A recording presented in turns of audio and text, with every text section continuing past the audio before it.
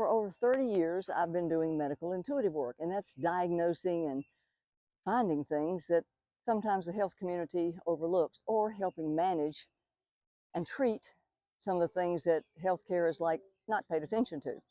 And people always say to me, well, when you do medical intuitive work, what do you do? Well, I'm one of the few people in the world who can see inside a body. So I see your organs, your bones, your blood vessels, your lungs, cells, you name it, okay? And they say, well, how do you do that? So let me tell you the first 3 steps of what I do when I look inside a body. First thing is I ask permission to look inside your body so I get 100% information. Now, when you start looking inside of a body, it's like walking from the back of a theater to the front of the theater. And the front of the theater is where the person lives in the presence. So as you walk through the past, it has like a Vaseline smear over it. And all of the images you get, you know, are past because they had a Vaseline smear over it. The present is clear.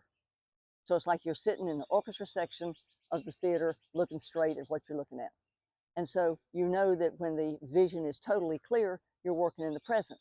Now, if the client says, tell me how this is going to go into the future, like you're tracking cancer to see if it's going to have ascites or spread, then that goes into sort of a glitter steam form, and you see the body with that.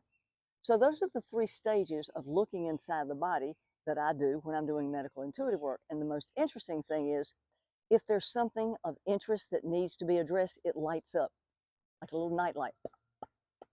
And if it goes 3 or 4 times, I know that it's pretty critical. I had a client that I was talking to on the phone. I was looking at him. His heart was going, pow, pow, pow. And I said, you need to get off the phone. He says, no, keep on doing the medical intuitive thing. He said, I don't feel real good. I said, we need to get off the phone. And he said, well, I just feel sick at my stomach. I said, get off the phone and call 911.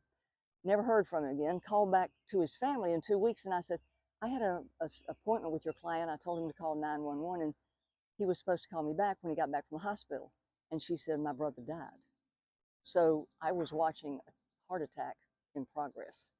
So pay attention, if you're a medical intuitive, to things that light up or things that get your attention, because that's the universe saying, you need to pay attention to this now and address this now.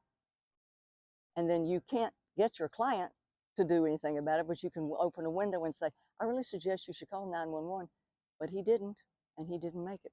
So thanks for listening, subscribe, and stay tuned. Bye, bye, bye.